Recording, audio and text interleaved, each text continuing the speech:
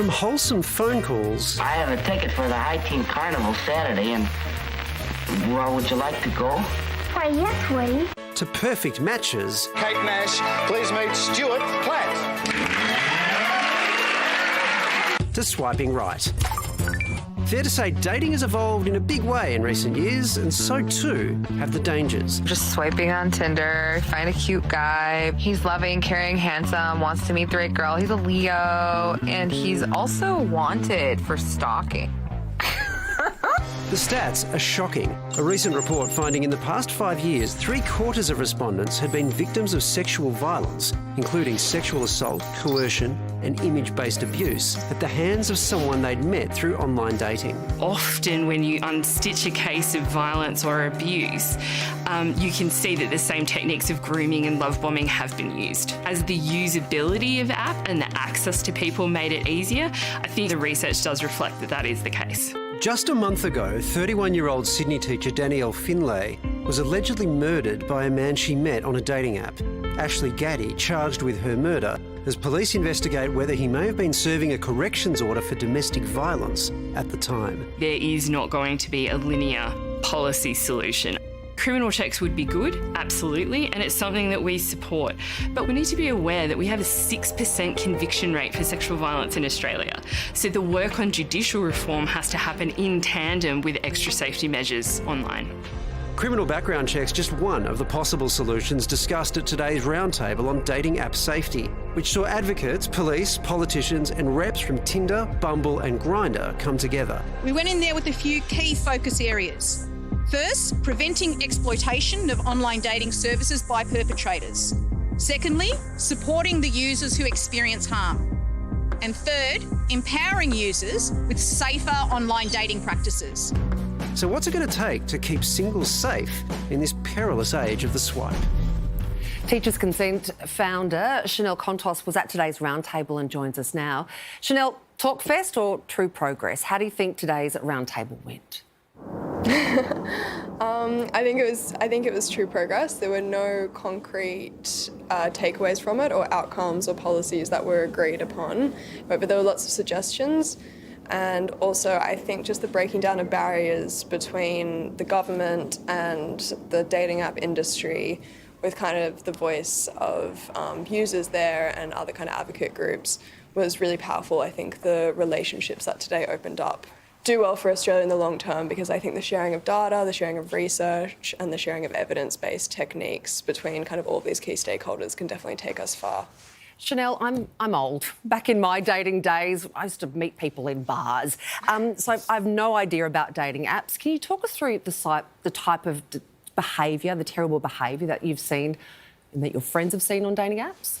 Yes, I know that dating apps are quite a generational thing, but I will say that, so I was living in London for 2 years and pretty much every single friend of mine who was single had a dating app, and most of my friends here in Australia, it's the same, and I only imagine that's going to increase. So dating apps are now the norm, and there's nothing wrong with that. The problem with that is that all of these very real physical implications of gender-based violence now exist in a way that can be scaled and amplified in the online world. And there's kind of a spectrum. I mean, you can meet up with someone who happens to be unsafe, but the main form of kind of harassment and abuse that I think people, especially young women, are experiencing on these dating apps is those more microaggressions. It's rejecting someone and then getting hateful messages, or it's, feeling stalked or harassed by someone with persistent messaging, or someone catfishing using your photo or sending you unsolicited sexual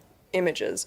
All of these kind of things, quite commonplace, especially the kind of harassment and for rejection or the rude words. And these are very seldom reported, so it's very hard to kind of understand the magnitude of this sort of violence.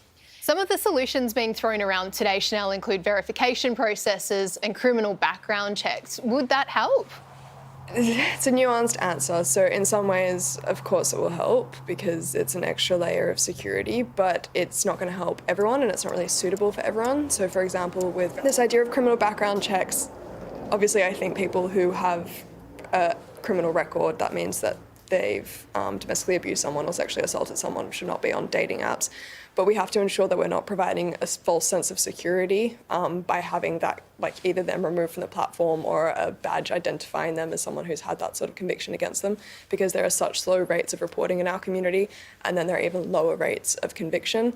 And really the type of violence that experience in this sense, it's very normalised, it's pervasive, and it's not as if a criminal background check is going to stop someone from sending you an abusive message when you reject them, or forwarding on a naked image that you sent to them.